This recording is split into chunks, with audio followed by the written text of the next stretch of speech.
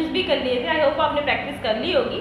आज हम चलेंगे नेक्स्ट एक्सरसाइज की तरफ। नेक्स्ट एक्सरसाइज की तरफ से चलने से पहले हम एक बार इस प्रॉपर्टी को कर लेते हैं जो हमने 7th क्लास में रीड आउट की थी, क्योंकि आने वाली जो एक्सरसाइज है हमारी 3.3 और 4 उसमें इन प्रॉपर्टीज का यूज ज़्यादा होगा। तो एक बार इसको चेकआउट करते हैं कि क्या क्या प्रोसीजर थे। हमने क्लास में क्या पढ़ा था, हमने जो 7th स्टैंडर्ड था तो हमने उसमें 7th चैप्टर में क्या पढ़ाई की थी कि हमारे पास कोई भी दो पैरेलल लाइन हो और उस पर अगर एक ट्रांसवर्सल लाइन उसे कट कर रही है तो हमारे पास कौन कौन से एंगल आते हैं, वो कौन कौन से एंगल्स बनाती हैं, हमें वो सब चेकआउट करना पड़ेगा। तो यहाँ पे हमारे पास एक क्वेश्चन है, मैंने एक रफ डायग्राम बनाया है। m पैरेलल है n के, यानी m समानांतर है n के। समानांतर मतलब ये जितनी भी लाइन, मान लो ये 4 सेंटीमीटर तो ये भी 4 सेंटीमीटर ही होगी, यानी पैरेलल होगी, इसके समान ही होगी। चाहे जितनी लंबी जाए तो ये भी उसके इतने ही अकॉर्डिंग जाएगी। और L क्या है, इसकी ट्रांसवर्सल लाइन है, यानी इसकी तिर्यक रेखा है। कभी भी कोई भी पैरेलल लाइन को एक ट्रांसवर्सल लाइन कट करती है तो बहुत सारे एंगल्स बनते हैं उससे। तो वो एंगल्स क्या क्या है, जैसे मान लीजिए ये m और पैरेलल n के हैं, L इसकी ट्रांसवर्सल लाइन है, कट करते हुए जाए तो मेरे पास 8 एंगल बने हैं। अब वो 8 एंगल क्या क्या हैं, वो क्या क्या फॉर्म करते हैं, वो चीजें हम देखते हैं। अब देखिए जैसे हमारे पास है 1 2 3 4, क्या किया, L पैरेलल है, m पैरेलल है n के, L ने इसे कट किया तो ये लाइन कहाँ बनी है, मेरे पास क्या आ जाएगी, ये नंबर 1, ये नंबर 2, ये नंबर 3, ये नंबर 4, ऐसे एंगल बन गए। क्योंकि मेरे पास एक सर्कल बन जाएगा, ये सर्कल कितने डिग्री का होता है, 360 टाइप का होता है, 360 डिग्री का। तो अब यहाँ पे मेरे पास 4 एंगल मिले हैं अलग अलग। अब इन 4 एंगल्स का मैंने नाम दे दिया 1 2 3 4। सेम अगेन यहाँ m पे भी वही लाइन कट करती हुई गई, तो कौन सा एंगल मिले, 5 6 7 8। अब इन एंगल्स को कहते हैं क्या क्या है, इनका सम कितना होता है उसके बारे में पढ़ते हैं। तो देखिए जैसे मेरे पास है, मैंने लिखा 1 एंगल बराबर है 3 के, सेकंड एंगल बराबर है 4 के। मैंने क्या क्या लिखा, 1 बराबर है 3 के, 2 बराबर है 4 के, 5 बराबर है 7 के, 6 बराबर है 8 के। आपको याद होगा अब इसे क्या कहते थे, वर्टिकली अपोजिट एंगल, यानी शीर्षाभिमुख कोण। जैसे मेरे पास कोई भी दो लाइनें आपस में क्रॉस कर रही हैं, तो मैंने क्या किया, ये वाली लाइन इस वाली लाइन के बराबर हो जाएगी। अब मैंने कहा ये वाली लाइन इस वाली लाइन के बराबर हो जाएगी। अब ये दो साइन का मतलब क्या है, ये सिंगल साइन है, यानी ये वाली लाइन किसके बराबर होगी, सामने वाले की, और जो यहाँ पर डबल साइन है यानी ये वाला एंगल इसके बराबर होगा। मतलब क्या, इसे कहते हैं शीर्षाभिमुख कोण, यानी आमने सामने की कोण। इसके सामने वाला ये वाला, यहाँ पे एक है, मैंने कहा एक बराबर है किसके, 2 के, 3 बराबर किसके, 4 के। क्यों, क्योंकि ये इसके सामने वाला है, ये इसके सामने वाला है, तो इस एंगल को कहते हैं शीर्षाभिमुख कोण। तो फिर वही है, 1 बराबर है 3 के, अगर मैं इस लाइन को कवर अप कर दूं, इसको हटा दूं तो ये क्रॉस करती हुई जा रही लाइन, तो 2 के सामने कौन सा एंगल आया, 4। सेम इसी प्रकार से अगर मैं इसको हटा दूं तो 3 के सामने वाला एंगल कौन सा आया, 1। अगेन 5 के सामने 7, 6 के सामने 8। तो इनको क्या कहेंगे, वर्टिकली अपोजिट एंगल। अब इसके बाद है हमारे पास कॉरस्पॉन्डिंग एंगल। अब कॉरस्पॉन्डिंग एंगल्स क्या होते हैं, संगत कोण कहते हैं, मतलब जो एक ही प्लेस पर एक जैसे बनेंगे, मतलब सेम डिस्टेंस पे ही बनेंगे और सेम प्लेस के रो में बनेंगे। मतलब एक साइड पे, अगर राइट पे है तो राइट पे, लेफ्ट पे है तो लेफ्ट पे। अब जैसे यहाँ पे दिया मैंने angle 1 is equal to angle 5 के, एंगल 1 बराबर है 5 के। कैसे बराबर है, अब देखिए m और n, एंगल 1 कहाँ बना है, m की रेखा के ऊपर, यानी m लाइन के ऊपर, तो यहाँ पे एंगल 1 बना है। तो m कौन सी ऐसी लाइन है जो रेखा के ऊपर ही बनेगा और सेम प्लेस पर। अब ये रेखा है, यानी ये लाइन है, लाइन के ऊपर क्या है, लाइन के ऊपर 5 आ रहा है, क्योंकि ये भी लेफ्ट हैंड साइड पर है और लाइन के ऊपर है, ये भी लेफ्ट हैंड साइड पर लाइन के ऊपर है। तो 1 इज इक्वल टू होगा 5 के, तो ये क्या कहलाएगा, कॉरस्पॉन्डिंग एंगल। तो सेम इसी प्रकार से क्या होगा, 2 किसके बराबर होगा, लाइन के ऊपर, तो 6 के। सेम इसी प्रकार से नीचे की तरफ भी एंगल्स होगा, अगर 4 लाइन के नीचे है तो लाइन के नीचे क्या है, 8, तो 4 इज इक्वल टू कितने होगा, 8 के। 3 किसके इक्वल होगा, 7 के। तो ये हमारा कहलाएंगे कॉरस्पॉन्डिंग एंगल। जैसे मैंने यहाँ दिया 1 is equal to 5, 2 is equal to 6, 4 is equal to 8, 3 is equal to 7। Reason बहुत मैंडेटरी है, जिस एक्सरसाइज को आप सॉल्व करेंगे आगे उसमें ये सारे रीजन आपको मैंडेटरी है देना, अदरवाइज आपका आंसर गलत माना जाएगा। अब चलते हैं नेक्स्ट की तरफ। दिया गया है अल्टरनेट इंटीरियर एंगल। इंटीरियर का मतलब समझ गए होंगे, अंतः कोण, अंदर की तरफ बने कोण, उनको क्या कहेंगे, इंटीरियर एंगल। बट अल्टरनेट बोला गया है मतलब एक दूसरे के अपोजिट डायरेक्शन, मतलब एक दूसरे से दूसरे कोने में। जैसे यहाँ पे दिया 4 इज इक्वल टू 6, 4। अब जैसे आपका इंटीरियर एंगल है, एग्जैक्ट वैल्यू है, इंटीरियर का मतलब अंदर की तरफ। देखिए अब ये जो हमारा एंगल है वो क्या फॉर्म कर रहा है, अगर मैं इसको ऐसे लूंगी, यहाँ से ऐसे ड्रॉ किया, एग्जैक्ट फॉर्म कर रहा है, मैंने वो z को फॉर्म किया, तो जो एंगल यहाँ बनेगा वही एंगल तो यहाँ भी बनेगा। अगर मैं यहाँ एंगल 1 दे रही हूँ, तो ये एंगल क्या होगा 2 होगा। तो क्वेश्चन पूछा था तो क्या लिख सकते हैं एंगल 1 बराबर एंगल 2 के क्यों अल्टरनेट इंटीरियर एंगल। क्यों होगा क्योंकि अल्टरनेट मतलब अंदर और इंटीरियर, अल्टरनेट का मतलब है कि एक कोने से दूसरे कोने और इंटीरियर मतलब अंदर की तरफ। अब यहाँ पे मैंने क्या दिया 4 इज इक्वल टू है 6 के। 4 कहाँ है लेफ्ट हैंड साइड पे और 6 कहाँ है राइट हैंड साइड पे, एक कोने से दूसरे कोने पर। तो इसी तरीके से 3 इज इक्वल टू होगा किसके 5 के। इसको कहेंगे अल्टरनेट इंटीरियर एंगल। अब ये हो गया अल्टरनेट की बात। तो ऐसा एक्सटीरियर भी तो होगा क्योंकि अगर अंदर के कोण ऐसे बराबर है तो बाहर के कोण भी तो एकांतर होंगे नहीं, अल्टरनेट होंगे। तो सेम प्लस है क्या सेम उसी तरीके से 4 इज इक्वल टू 6 के और 3 इज इक्वल टू 5 के, यानी टॉस चल रहा है, कैंची गुणा चल रहा है।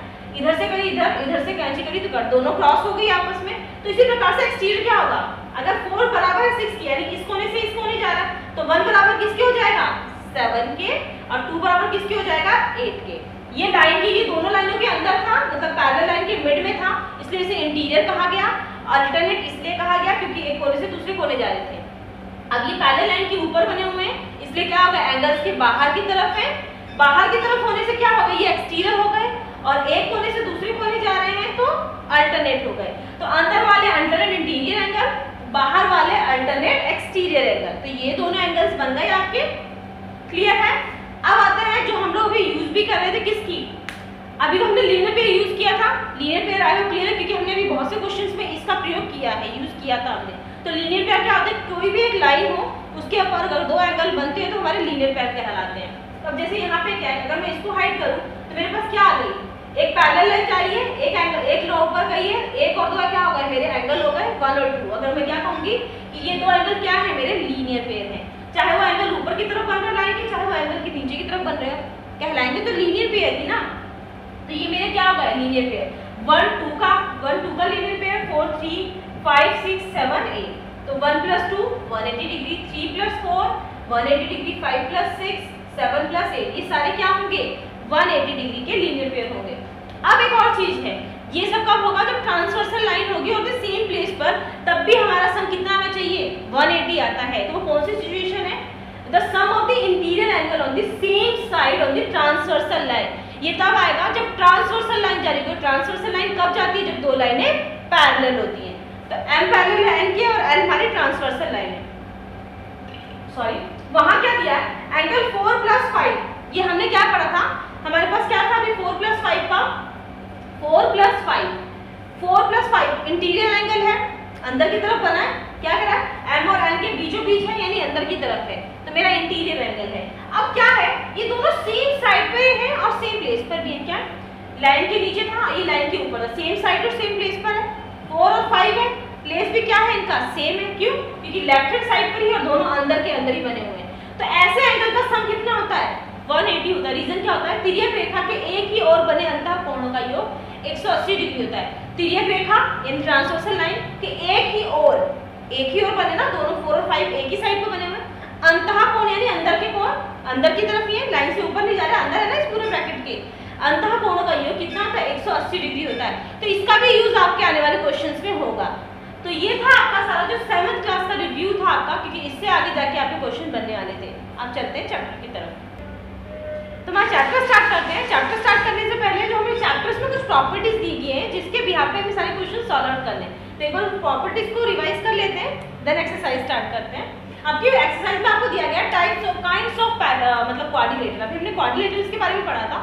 अब हमें कितने टाइप्स के क्वाड्रिलेटरल होते हैं, क्या क्या होता है, हमने पैरेललोग्राम, स्क्वायर, रेक्टेंगल, ये सारी चीजें हमने क्या करी है पढ़ी हुई है। तो अब इनके बारे में हम थोड़ा डीपली पढ़ेंगे कि इनकी प्रॉपर्टीज होती क्या क्या है, इनमें क्या क्या चीजें होती हैं। जैसे ट्रेपेजियम है, ट्रेपेजियम को क्या कहते हैं समलंब। समलंब में क्या है कि trapezium is a quadrilateral with a pair of parallel sides. क्या कहा गया है ट्रेपेजियम अगर क्या है क्वाड्रिलेटरल है, क्या कंडीशन है इसकी कि इसकी जो पैरेलल साइड्स होंगी, इसकी कम से कम जो आमने सामने की जो भुजाएं होंगी वो पैरेलल होंगी वन साइड। अब इसे यहाँ पे डायग्राम में आपको दिया गया है क्या क्या समलंब एक ऐसा चतुर्भुज होता है जिसमें भुजाओं का युग्म समांतर होता है। जैसे आपका ये पहला ट्रेपेजियम है, अगर ये है अपर वाली है मतलब इसके इन फ्रंट ऑफ साइड्स क्या है इक्वल है, इधर की तरफ जा रही है, ये भी क्या जा रही है राइट हैंड साइड की तरफ। ये एक ट्रेपेजियम है, ये भी क्या कर रही है, ये ऊपर वाली लाइन क्या हो रही है पैरेलल हो रही है जैसे हमारे पैरेललोग्राम में होती है। अब ये ट्रेपेजियम है तो इसकी क्या कर रही है ये वाली लाइन ये पैरेलल है। कैसे पैरेलल है मतलब क्या क्या इनकेस में अगर इसको बढ़ाती हूँ, यहाँ तक बढ़ाऊंगी या यहाँ तक बढ़ाऊंगी, तो एक पॉइंट ऐसा आएगा कि ये लाइन मैचअप हो जाएगी, एक दूसरे को क्रॉस करेंगी, तो ये पैरेलल तो हो नहीं सकती है। पैरेलल कौन सी होती है? जो सीधी एक ही पोर्शन में चलती चली जाए। तो जैसे अब ये हमारी पोर्शन है, अगर मैं इसको बढ़ाऊंगी आगे और इसको भी आगे बढ़ाऊंगी तो ये चलता ही जाएगा, रुकेगा नहीं, तो वो लाइनें पैरेलल होती हैं। अब मैं इसको अगर बढ़ाऊं और इसको बढ़ाऊं, इधर करूंगी, ये एक पोर्शन आएगा कि वो दोनों आपस में एक पॉइंट पे जाके क्रॉस हो जाएंगे, बट मेरी ये लाइन और ये लाइन ये लंबी होती चली जाएगी, तो इसलिए ये लाइन इस लाइन के पैरेलल है, ये इस लाइन के पैरेलल है, ये इस लाइन। ट्रेपेजियम यही है कि इसकी एक युग्म यानी एक लाइन समांतर होगी, यानी एक दूसरे के इक्वल होगी। सेकंड है काइट, पतंग। पतंग भी एक प्रकार का क्या है? क्वाड्रिलेटरल है, क्योंकि उसकी 4 साइड्स होती हैं अलग अलग डिजाइन की। तो क्या कहा गया? They are exactly two distinct consecutive pairs of sides are equal है। जो लगातार जो इसकी साइड्स होंगी ना, लगातार वो साइड्स क्या होंगी? इसकी पैरेलल होंगी। ऐसा नहीं कि इन front of side, in front of sides कोई भी इसकी लाइन पैरेलल नहीं होगी, कॉन्जिक्यूटिव पेयर्स होंगी, यानी लगातार वाले पेयर्स होंगे। जैसे कॉन्जिक्यूटिव नंबर्स होते हैं ना, वैसे ही इसके कॉन्जिक्यूटिव पेयर्स होंगे। जैसे आपको क्या दिया गया है? A B C D quadrilateral है। इसमें क्या था, हमने काइट के में देखा था, इसमें दो अलग अलग भुजाओं के दो युग्म बराबर होंगे। ऐसा नहीं है कि उसके सामने वाली होगी, मतलब जो लगातार एक दूसरे से जुड़ी होगी ना, वही। जैसे क्या बना, ये ए बी सी डी एक काइट है, तो ए बी और ए डी क्या होगा? एक दूसरे के पैरेलल होगा। मतलब क्या होता है कि पतंग हम लोग देखते हैं ना, हमेशा हमेशा ये पोर्शन होगा और फिर नीचे से या तो छोटा या बड़ा जो भी पोर्शन होगा, तो वैसे ही इसका भी है। तो जो ए और बी के साथ ए और बी, ये दोनों आपस में क्या होंगे? बराबर होंगे। इसी तरीके से जो नीचे का पोर्शन होगा, ये और ये हिस्सा आपस में बराबर होंगे, यानी ए से बी और बी से डी। तो यहाँ पे क्या आया? ए बी बराबर होगा ए डी के और बी सी बराबर होगा सी डी के। सेम इसी तरीके से ये हिस्सा इसके बराबर होगा, ये हिस्सा। कॉन्जिक्यूटिव का मतलब जिस पेयर से आप स्टार्ट कर रहे हो, वो वाली पेयर की लेंथ और उसके साथ वाली पेयर की लेंथ इक्वल होगी। सिंपल सी चीज ये याद रखिएगा कि मान लीजिए आपने कोई डायग्राम बनाना शुरू किया, तो ये बनाया, तो ये लेंथ और ये लेंथ इक्वल होगी, और इससे जुड़ती हुई ये और ये जा रही है, तो ये और लेंथ और ये लेंथ इसके इक्वल होगी। ठीक है, तो इसमें क्या प्रॉपर्टीज है? इसमें दिया गया डायगोनल्स आर परपेंडिकुलर। जो इसके डायगोनल्स होते हैं ना, जो ये कट करेगा, ये क्या होते हैं? परपेंडिकुलर होते हैं। ये क्या होंगे? परपेंडिकुलर होंगे, यानी 90 डिग्री का एंगल फॉर्म करेंगे। और जो इसके one of the diagonals bisect the other, एक विकर्ण दूसरे विकर्ण को समद्विभाजित भी करेगा। मतलब क्या? अब हमने क्या किया? एक यहाँ डाला, परपेंडिकुलर हुआ, यहाँ बी से डी डाला, ये परपेंडिकुलर। अब परपेंडिकुलर के बाद जो मिड पॉइंट में आया कि कट भी तो कर रहे हैं ना एक दूसरे को, यानी एक दूसरे को बाइसेक्ट कर रहे हैं, तो एक दूसरे को बाइसेक्ट भी करेंगे और क्या करेंगे? परपेंडिकुलर भी फॉर्म करेंगे। थर्ड है पैरेललोग्राम। पैरेललोग्राम यानी समांतर चतुर्भुज। चतुर्भुज का डायग्राम बनाया, लिखा नहीं है मैंने। तो इसमें क्या बनाया? हमारे पास पैरेललोग्राम होता है क्या? इसकी in fronts of sides are equal होती है, आमने सामने की भुजाएं बराबर होती है। प्लस इसके जो डायगोनल्स होते हैं ना, जो हम लोग अंदर से कोई भी डायग्राम बना और उसके जो डायगोनल्स होते हैं, क्योंकि in front of sides are equal होती हैं, तो इसके डायगोनल्स भी एक दूसरे के इक्वल होते हैं। ठीक है, बाइसेक्ट कर रहे होते हैं, और जो भी डायगोनल एक दूसरे को काटेंगे, वो एक दूसरे को इक्वल पार्ट्स में बाइसेक्ट करेंगे, अलग अलग नहीं। जितना मान लीजिए अगर ये 4 है टोटल लेंथ, तो 2 ये होगी और 2 ये होगी। तो इसकी प्रॉपर्टीज देखते हैं। Each pair of opposite sides are equal. आमने सामने की दोनों भुजाएं क्या होंगी? बराबर होंगी। जैसे कि ये बराबर इसके, ये बराबर इसके। 2 साइन है, इसलिए सामने वाली में 2 लगाए ताकि पता चले कि ये दोनों एक दूसरे के इक्वल हैं। Opposite sides are equal. Opposite sides equal हो गई। Each pair of opposite sides equal. ठीक है, ये पेयर जो आमने सामने की पेयर और अपोजिट साइड्स आर इक्वल होगी। Opposite angles are also equal. जो उसके अपोजिट एंगल होंगे, यानी ये एंगल होगा तो ये इसके बराबर होगा, और ये एंगल होगा तो ये इसके बराबर होगा। 2 साइन दिए, यानी इसमें डबल है, इस वाले के साइन यानी अपोजिट, यानी एक दूसरे से दूसरे कोने पर वो दोनों एक दूसरे के इक्वल होंगे। Diagonal bisect the other one another, एक दूसरे को समद्विभाजित करते हैं, यानी बाइसेक्ट करते हैं, यानी क्रॉस करेंगे तो मिड पॉइंट पे कट करेगा, और लेंथ जो हमारे डायगोनल्स की लेंथ होगी वो एक दूसरे को इक्वल पार्ट्स में डिवाइड करेंगे। The adjacent angle in the parallelogram are supplementary. Adjacent angle, adjacent angle का मतलब क्या है कि कोई भी आपके एक डायग्राम आपने बनाया क्वाड्रिलेटरल का, तो ये एंगल बना,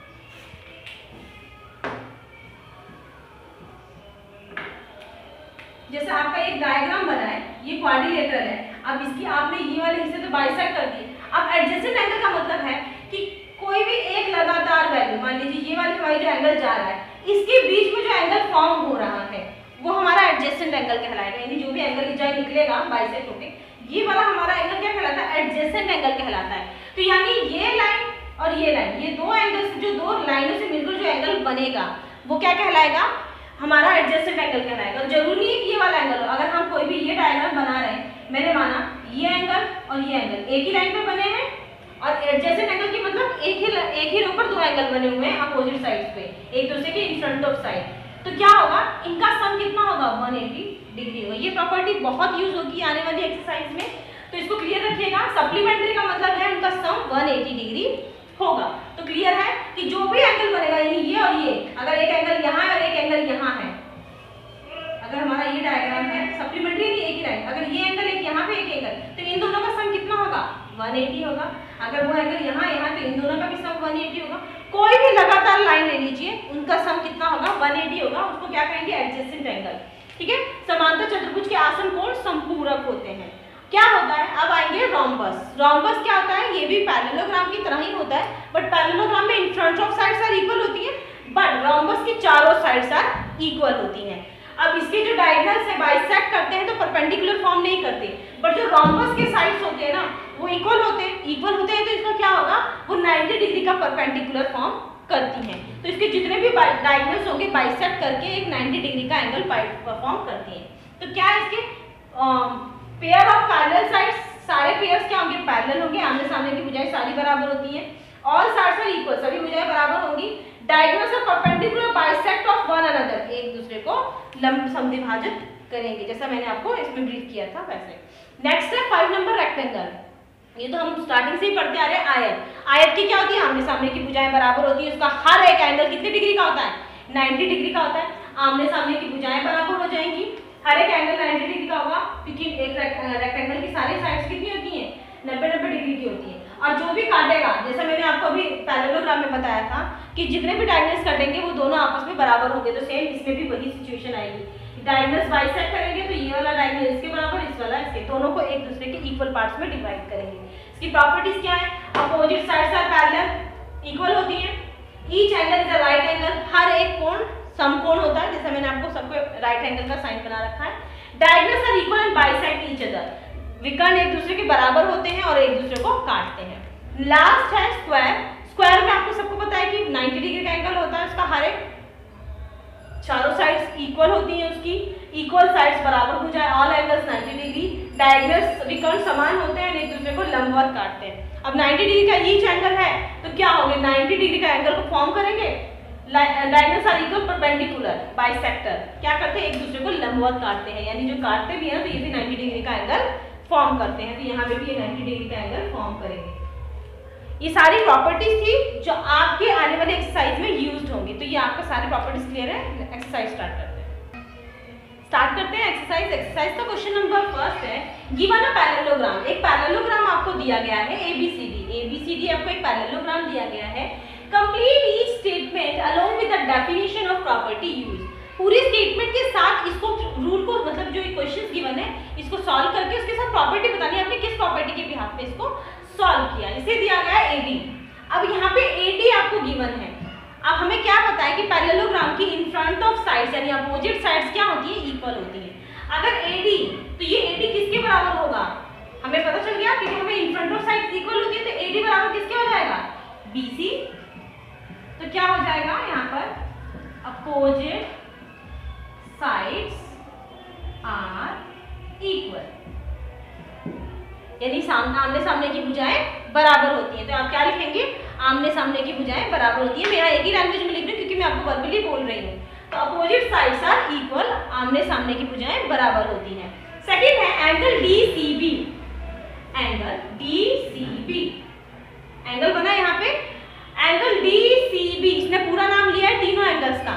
अगर मैं सिर्फ नॉर्मली ये देखूं, अगर पूछा जाए कि सी का अपोजिट एंगल कौन है, तो क्या आ जाएगा, एंगल है, क्योंकि प्रॉपर्टी में हमने भी किया था ना कि अपोजिट एंगल जो पैरेललोग्राम होते हैं उसके अपोजिट एंगल्स भी इक्वल होते हैं। अगर ये एंगल है सी, मैं सिंपल सा ये लिखती हूँ, मैंने लिखा वहां पे क्या, डीसीबी, मैंने यहाँ लिखा कि वो एंगल किसके बराबर होगा, एंगल ए के, यानी बीच वाले पे एंगल बनता है। मैंने यहाँ आके मुझे पता है कि ए पर एंगल बनेगा। अब ये डीसीबी है तो ये डीएबी हो जाएगा, तो आगे डी लगा दो, इधर डी लगा दो, ये आपका एंगल रेडी हो गया। तो क्या हो जाएगा, अपोजिट एंगल आर इक्वल। क्या हो जाएगा, आमने सामने के अपोजिट एंगल आर इक्वल, यानी सॉरी आमने सामने के एंगल्स क्या होते हैं, जो समान होते हैं। ठीक है, अब है आपके पास OC, OC, अब यहाँ देखो OC ये वाला हिस्सा अलग से करके आपके पास ये लाइन दी हुई थी, अब OC ये वाला हिस्सा बोला गया है, OC बराबर होगा किसके, अब ये OC बराबर होगा किसके, तो ये OC बराबर होगा OA के। हमें ये भी मालूम है पैरेललोग्राम के जो भी डायगोनल्स होते हैं वो एक दूसरे को बाइसेक्ट करते हैं, तो क्या हो जाएगा OA बराबर हो जाएगा OC के, तो यहाँ पे क्या आ जाएगा OA बराबर है OC के, तो क्या आ जाएगा डायगोनल्स बाइसेक्ट ईच अदर, विकर्ण एक दूसरे को समद्विभाजित करते हैं, विकर्ण एक दूसरे को समद्विभाजित करते हैं, तो यानी ये हिस्सा इसके बराबर होगा, तो OAC बराबर हो जाएगा OA के। अब बोला गया है DAB और CDA, एंगल्स चेक करते हैं, DAB और CDA, DAB और CDA क्या दिख रहा है, एक ही लाइन पर एंगल्स बने हुए हैं। अभी हमने लाइट प्रॉपर्टीज में अभी क्लियर आउट किया था, जब भी कोई भी एक ही कोई भी लाइन हो एडजेसेंट एंगल और फिर सेम प्लेस पर एंगल्स बन रहे हैं तो क्या कहलाएंगे, एडजेसेंट एंगल। तो यहाँ पे क्या आ जाएगा 180 डिग्री, क्यों, adjacent angles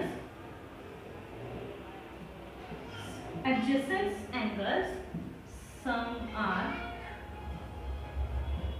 supplementary, adjacent angle are supplementary, यानी आसन कोण कि कैसे होते हैं, संपूरक होते हैं। ठीक है, तो ये था आपका क्वेश्चन नंबर फर्स्ट। तो हमारा नेक्स्ट क्वेश्चन है क्वेश्चन नंबर सेकंड, बोला गया है consider following parallelogram, find the values of the unknown x, y and z। अब आपको क्या दिया, पैरेललोग्राम दिए हैं, आपको बस x, y, z की वैल्यूज फाइंड आउट करनी है। तो मेरे पास ये कुछ क्वेश्चंस हैं। फर्स्ट मैंने सीरियल नंबर काउंट नहीं किया, आप फिगर देख के अज्यूम कर लीजिए कौन कौन सा क्वेश्चन है, मैंने नंबर्स ध्यान नहीं दिए हैं। तो आपके पास क्वेश्चन नंबर 1 मतलब पहला पैरेललोग्राम है ABCD। ठीक है, आपको दिया गया है x, y और z की वैल्यूज निकालनी है। ये पैरेललोग्राम में हमें पहले क्लियर हो जाएगा कि in fronts of sides are equal, यानी ये साइड्स इसकी साइड्स इक्वल होगी और ये साइड इसके इक्वल होगी, ये हमें पहले क्लियर हो गया। अब पैरेललोग्राम में और क्या कीजिए जाती है, अपोजिट साइड्स आर इक्वल। पहली प्रॉपर्टी से देख लेते हैं कि क्या करना है इसमें। अब हमें यहाँ पे x, y, z की तो निकल सकती, पर ये b है 100 है और y के अपोजिट है, तो मेरा y की लेंथ निकल सकती है। तो इन पैरेललोग्राम ABCD मैं लिख सकती हूँ एंगल y बराबर होगा 100 degree, opposite angle are equal. Clear है, क्या होगा, मैंने लिखा कि एंगल y बराबर होगा 100 के, क्यों होगा, क्योंकि ये आपस एक दूसरे के इक्वल है, अपोजिट्स एंगल्स आर इक्वल। अब ये बराबर हो गया, मेरा y की लेंथ निकल गई। अब देखो मेरे पास y की लेंथ निकल गई, अब यानी 100 b था और ये y भी 100 हो गया। अब आपको ऐसी कोई प्रॉपर्टी याद आ रही है जिससे मेरा b ये z निकल जाए, मेरा z निकल जाएगा, तो क्या था, अपोजिट्स एंगल आर इक्वल। अब आपको दिखना है कि y 100 है और z दिखाई दे रहा है, तो क्या ऐसा कुछ आपको इसमें समझ में आ रहा है कि कौन सी प्रॉपर्टी से निकल जाएगा। अभी हमने लास्ट समझा था एडजेसेंट एंगल, तो मैं यहाँ लिख सकती हूँ angle y plus angle z is equal to 180, adjacent angle are supplementary।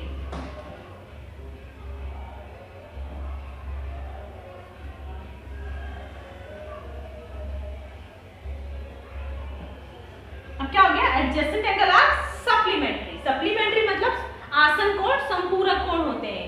ठीक है, संपूरक होते हैं यानी 180 डिग्री बनाते हैं। मेरे पास y कितना है 100, z निकालना है 180 है, z निकालूंगी तो 180 माइनस 100, तो z की वैल्यू कितनी आ गई 80 डिग्री। क्लियर है, 80 डिग्री आ गई। अब क्या बचा मेरे पास z भी आ गया, y भी आ गया, अब बचा क्या है मेरे पास x। अब x तो सिंपल दिख रहा होगा, क्या है, इसके अपोजिट एंगल है, तो एंगल x बराबर होगा एंगल z बराबर 80 डिग्री यानी अपोजिट एंगल। क्लियर है, ये आपका पहला क्वेश्चन था। अभी सेकंड पार्ट है, देखते हैं क्या है। इसमें एंगल्स दिए हुए हैं, x, y, z की वैल्यूज आपको दी हुई है, x दिया हुआ है, y है, एक वैल्यू दी हुई है 30 डिग्री की और z है, यानी तीनों एंगल्स आपको निकालने हैं। अब पैरेललोग्राम है तो अब इसी में हम देखते हैं इन अ पैरेललोग्राम क्या क्या दिया। हमें ये पता अपोजिट साइड्स आर इक्वल है, बट अभी कोई मैटर नहीं करता, हम पहले क्वेश्चन देखते हैं, नहीं होगा तो उसके अंदर चेकआउट करेंगे। अब दिया हुआ मेरे पास x y z। अब यहाँ देखिए ना ही x की वैल्यू है, ना ही z की वैल्यू है, ना ही y की वैल्यू है। एक एंगल दिया हुआ है, बट एक एंगल और दिया हुआ है। कौन सा एंगल दिया हुआ है? ये साइन बना हुआ है। ये एंगल कितने डिग्री का होता है? 90 डिग्री का। तो मैं यहाँ लिख सकती हूँ x बराबर 90 डिग्री। क्यों? कौन सा रीजन होगा? Opposite angle. जो हमने अभी किया था ना, क्या हो जाएगा? ये वर्टिकली अपोजिट एंगल हो जाएगा, जो हमने फर्स्ट किया था। तो क्या हो जाएगा? वर्टिकली अपोजिट एंगल, यानी अपोजिट एंगल यानी शीर्षाभिमुख कोण, एक दूसरे के सामने वाले यानी शीर्षाभिमुख कोण।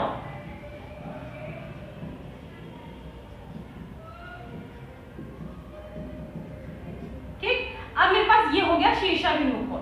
अब मेरे पास यहाँ देखो, ये 90 डिग्री का मिल गया, ठीक, ये 30 डिग्री का मिल गया। मुझे y निकल सकते, बहुत इजीली निकल सकता है अगर आप लोगों को याद हो तो। क्या हो गया? एक पूरा ट्रायंगल बन गया, और ट्रायंगल सम प्रॉपर्टीज के थ्रू हम इसको निकाल सकते हैं y की वैल्यू। तो वही यूज करेंगे, angle x plus angle y plus 30 degree is equal to 180। ये क्या हो जाएगा?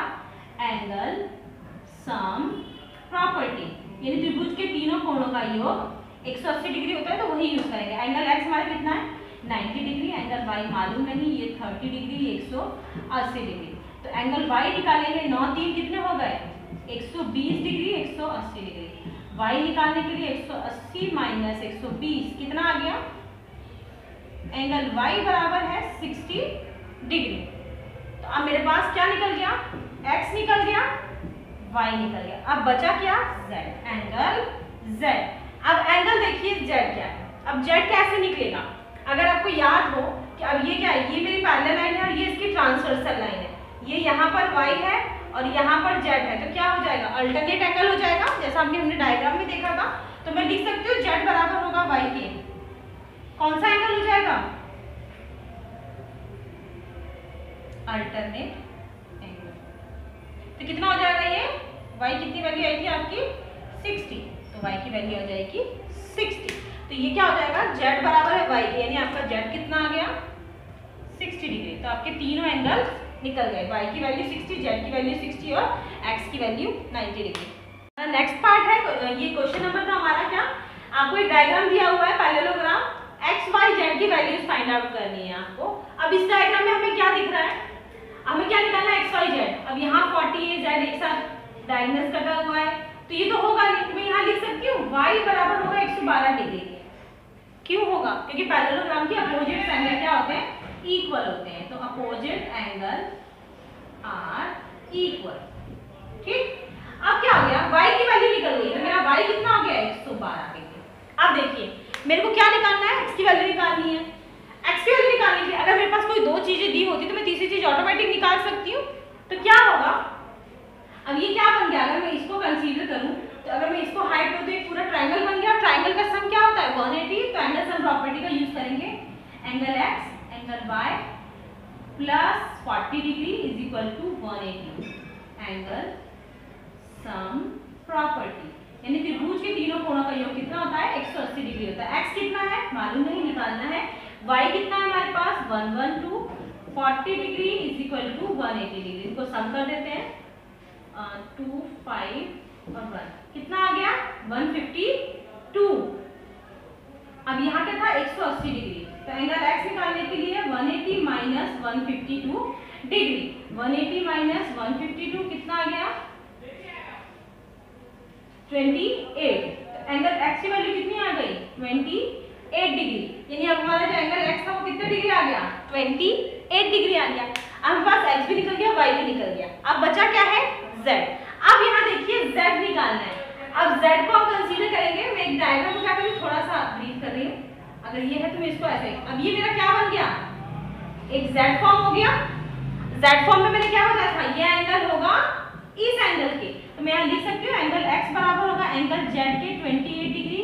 क्या रीजन हो जाएगा? Alternate interior angle. तो कितना हो गया? एंगल x बराबर है एंगल z के एकांतर अंतः कोण। क्या हो जाएगा? एकांतर अंतः कोण। ये हमारे अंदर का कोण हो गया, एकांतर अंतः कोण। एंगल x बराबर है एंगल z के। तो आपकी z की वैल्यू कितनी आ गई 28 डिग्री। ये आ गई x की वैल्यू 28 और y की वैल्यू आ गई 112। तो ये था आपका एक्सरसाइज का सेकंड क्वेश्चन के 3 पार्ट्स थे। बाकी के 2 पार्ट्स आप ट्राई कीजिएगा। इनकेस कोई प्रॉब्लम होगी तो आप मुझे मेंशन कर दीजिएगा। नेक्स्ट क्वेश्चन पे चलते हैं। तो हमारा थर्ड क्वेश्चन है, क्वेश्चन में गिवन है क्या ना क्वाड्रिलेटरल एबीसीडी बी या पैरेललोग्राम। क्या एक क्वाड्रिलेटरल यानी कोई भी क्वाड्रिलेटरल है, क्या वो पैरेललोग्राम हो सकता है?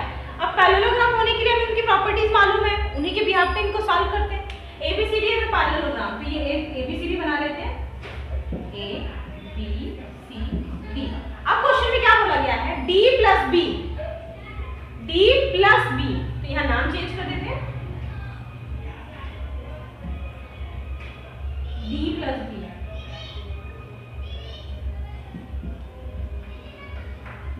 ए बी सी डी, यानी यहाँ पे रखना कुछ भी नहीं बोलना,